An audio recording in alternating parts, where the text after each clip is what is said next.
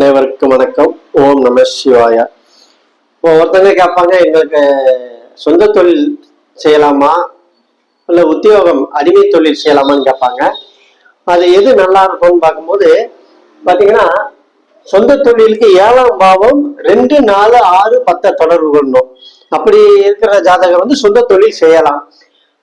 அதே இது 7ஆம் பாவம் 5, 9, 8, 12 தொடர்பு கொண்டால் அவங்களுக்கு சொந்த தொழில் செஞ்சா லாஸ் ஆயிரும், பிரச்சனைகளை சந்திக்கக்கூடிய அமைப்பு இருக்கும்.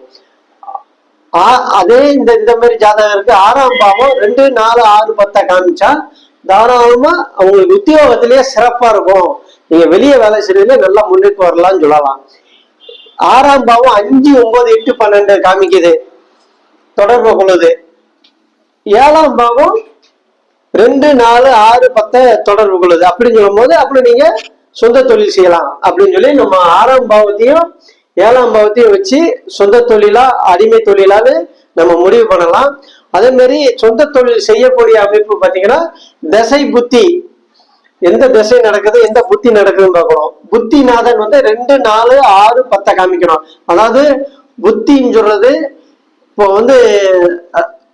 திசை ராகவா கூட இருக்கலாம், புத்தி ராகவா இருக்கலாம், இல்லாட்டி குருவா கூட இருக்கலாம், இல்ல சனி பகவானா கூட இருக்கலாம், புதனா கூட இருக்கலாம். எந்த திசை எந்த புத்திநாதனா கூட இருக்கலாம். அவங்க 2, 4, 6, 10ஆம் பாவத்தை தொடர்பு கொண்டு திசையோ புத்தியோ நடக்கும் போது நம்ம சொந்த தொழில் செஞ்சா நன்மைகள் கிடைக்கும், நல்ல முன்னேற்றம் கிடைக்கும். நன்றி, வணக்கம்.